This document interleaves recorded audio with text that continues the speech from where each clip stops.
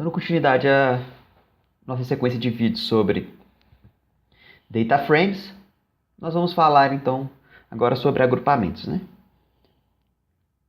Carregar aqui o data frame. Os agrupamentos são muito similares à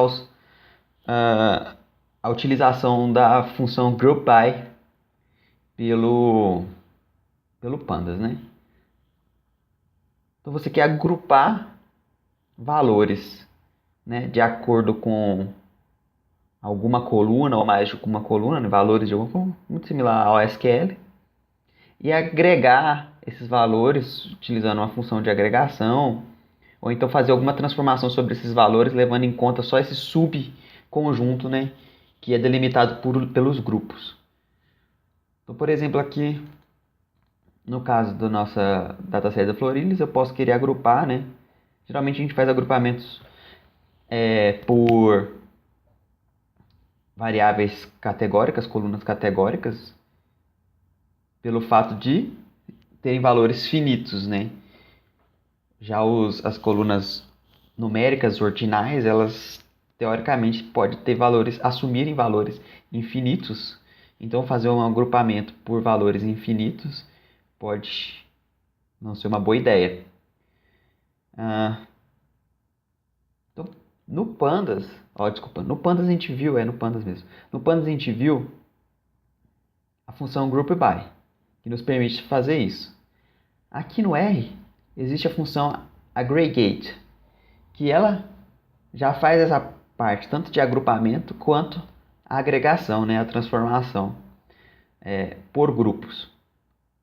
Tem várias formas de chamar essa função. Deixa eu entrar aqui vamos dar uma olhada na documentação. Aqui tem várias formas diferentes de chamar. Então, método com data frame. Você passa então um X aqui, que seria uma coluna, o data frame em questão. O by é uma lista de colunas pelas quais será feito o group by, né, o agrupamento, e a função de transformação, no qual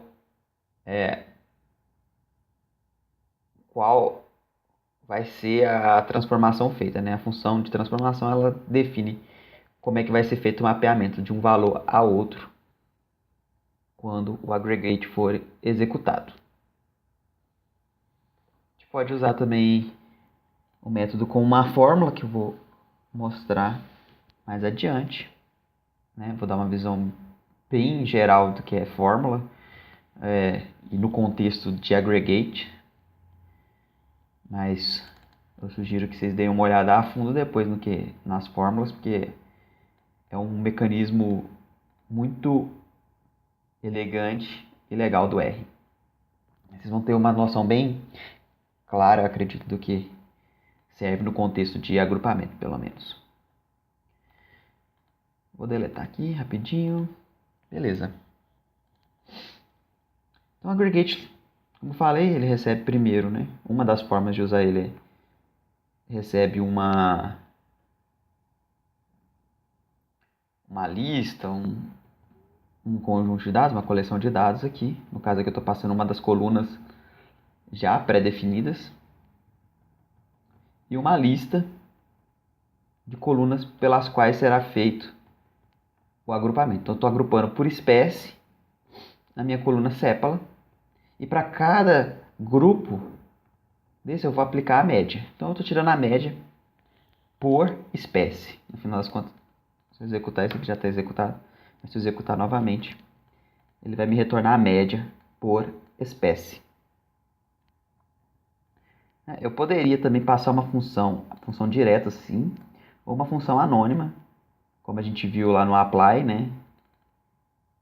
Que dá no mesmo. Uma função anônima aqui é definida dessa forma no R, né? Function, os parâmetros, no caso aqui só precisa de um parâmetro, e o retorno, né? Entre chaves. Essa função anônima aqui vai me retornar o max. Eu não necessariamente precisaria ter feito dessa forma, né? Que é o mínimo. Eu poderia ter passado o max de uma vez aqui, que dá na mesma. Mas a função anônima é para quando você quiser fazer funções que fogem das funções padrões, como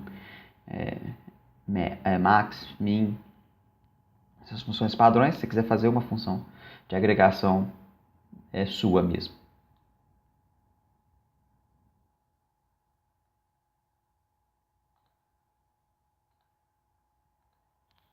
Eu falei, né?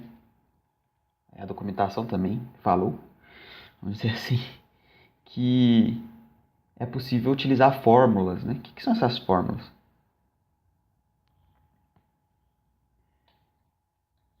O RProv é uma forma elegante de manipular dados implicitamente, né, dentro de funções, através de fórmulas. As fórmulas, quando você passa uma fórmula para uma função, a função vai pegar essa fórmula e ela vai descrever como você vai manipular os dados para essa função, né?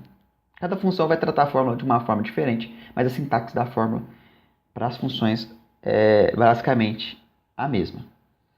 Então, por exemplo, você tem as variáveis, você escreve qualquer variável aqui, então eu vou escrever sepal, length e till.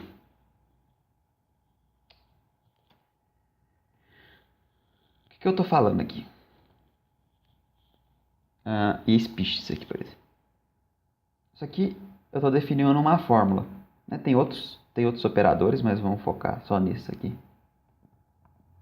Por enquanto que é o do till. Eu estou dizendo que sépala, que a largura da sépala vai ser definida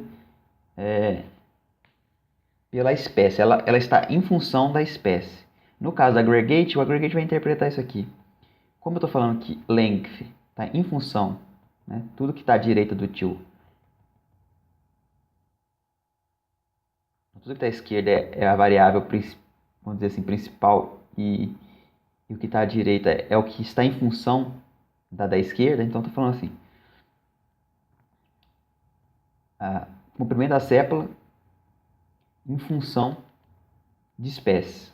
Para o aggregate, ele vai interpretar isso como agregue, né, os valores do comprimento da sépala, separando, né, agrupando por espécies. É isso que ele está fazendo aqui. É equivalente a essa aqui. E eu posso passar, né, o meu data frame, que é o segundo parâmetro. Aqui ele está lá dentro internamente. O aggregate ele vai pegar esse data frame. E essa fórmula ele está me falando como manipular meu data frame. Manipule o data frame dessa forma. Use, agrupe o comprimento das sépalas em função de espécies. E faça, né, aplique alguma função de agregação nisso, por exemplo, a média. Então, rodando isso aqui, ele agrupou por espécies e tirou a média, né, para cada uma das sépalas. Eu poderia colocar mais...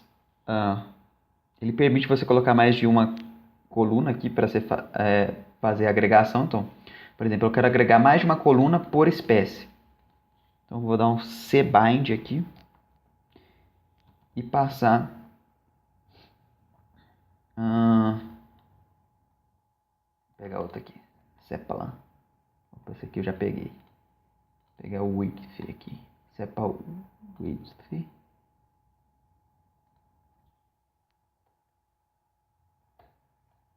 retornar a média das duas colunas. Tem vários outros operadores. Eu posso usar o operador de ponto aqui, que significa todas as variáveis estão em função de espécies. Ele vai me retornar a média de todas as variáveis em função de espécies, né? Ou seja, agrupado por espécies.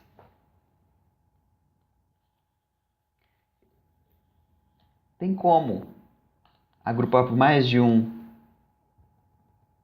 uma coluna? Sim. Eu poderia colocar outras colunas aqui, sepal length, por exemplo. Então, ele agrupou. Por cada valor de sepal length, só como é, tá vendo, uma variável não categórica, tem muitas opções, né? Se eu tivesse maior granularidade mais fina aqui nos valores, ia ter ainda mais agrupamentos, mas ele tirou a média da sépala, da largura da sépala e do comprimento da pétala em função, né, desses duas variáveis aqui, espécie e sépala. Ele faz a combinação de todos os valores, né, e agrupa. Não é um bom exemplo com variável numérica. Por isso que aqui eu criei um dataset, um dataframe na mão aqui mesmo, no qual tem valores de 1 até 5.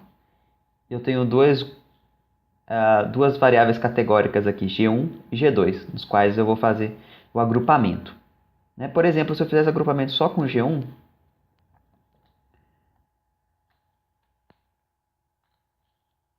estou falando, valores devem ser agrupados em função de G1.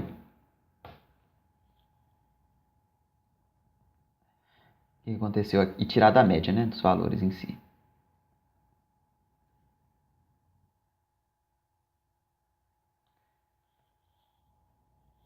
Então ele pegou aqui, ó, os valores que tem G1 igual a A e agrupou. Então, A é 1, 4, 5. Tirou a média disso. Então dá 10 dividido por 3 dá isso aqui. E esses dois aqui, que é 5 dividido por 2, dá 2,5. Se eu quisesse agrupar em função de outra variável, por exemplo, G2, ele vai agrupar, né? Só o AC aqui que repete, né? Só que ele vai fazer a combinação dos dois. A combinação das duas colunas vai ser um grupo. Então, AC é um grupo, BC é outro grupo, BD é outro grupo e AD é outro grupo. Né? Como AC é o único que repete, ele vai pegar e vai somar esses dois e tirar a média. Né? 1 mais 5 é 6, então dá 3 a média.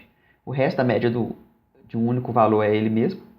Então BC é 2 mesmo, BD é 3 mesmo e AC, cada um virou um grupo. Vamos mudar aqui para ficar. Vou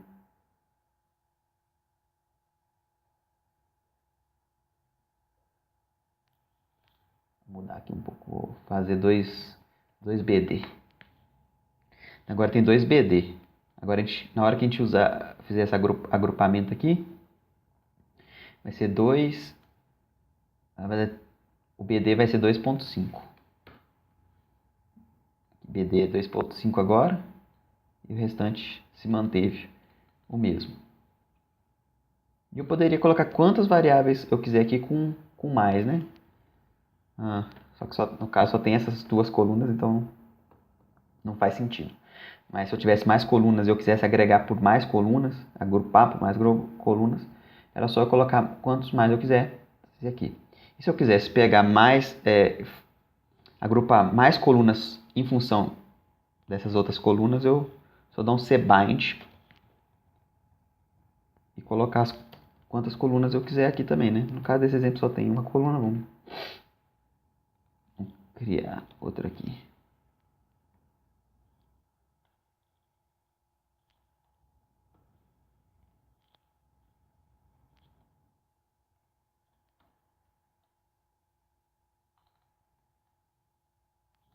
Então eu estou agrupando valores e V em função de G1 e G2. Fez aqui, para mim, o agrupamento. Como são todas as colunas, exceto G1 e G2, eu poderia colocar ponto aqui. E ele faria isso para mim. Eu acho utilizar fórmula muito mais elegante do que essa versão aqui do aggregate. Então, por isso que eu estou passando isso para vocês. Fórmula para mim é algo que o R tem melhor do que o Python, né? Espero que um dia eles implementem isso no Python, porque é algo muito interessante e poderoso. Espero que tenha ficado claro. Agrupamento. Até o nosso próximo vídeo. Tchau, tchau.